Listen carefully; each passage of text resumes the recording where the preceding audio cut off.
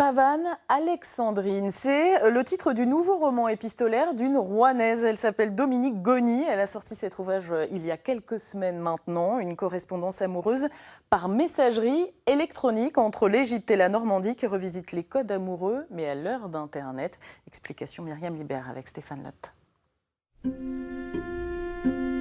François Bernier, Béatrice Arnoux, ce sont des mots qui vont très bien ensemble. Tu crois que Narcisse nous joue des tours ? Je n'ai pas envie de le savoir, juste envie de t'aimer, et tant mieux si les raisons en sont obscures. Béatrice et François ont engagé une correspondance amoureuse. Elle fait des recherches historiques à Alexandrie pour quelques mois. Il est musicien et vit à Rouen. Une rencontre inattendue, mais la distance géographique autorise la liberté des échanges et exalte l'intimité du couple. Dominique Goni pourrait être Béatrice, cette généreuse amoureuse qui a déjà derrière elle une longue vie, riche et tumultueuse. On a tous dans l'imaginaire l'idée d'un amour extraordinaire.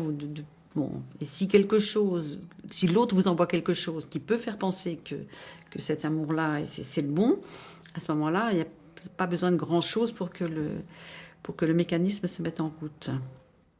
Depuis 20 ans, Dominique passe l'hiver en Égypte et correspond avec les siens par messagerie électronique.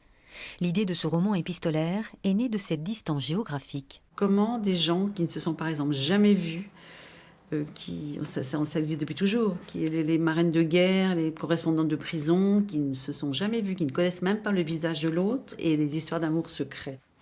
C'est ici qu'interviennent les nouveaux codes amoureux de l'écriture électronique. Elle me plaît cette folie, cette étrangeté, ce passage d'une relation d'observation amusée à l'abandon, à l'amour sans réserve. Le style par mail permet beaucoup plus de rapidité, de spontanéité, de vivacité. Le papier et le crayon qui sont des médiateurs, qui demandent peut-être plus de réflexion. Tandis que là, c'est presque soi-même qui se jette dans les mots de l'ordinateur. L'amoureux éperdu se révélera-t-il à la hauteur de cet amour sublimé par l'écriture ?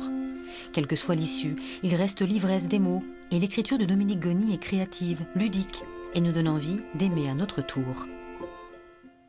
C'est l'un des plus beaux lieux de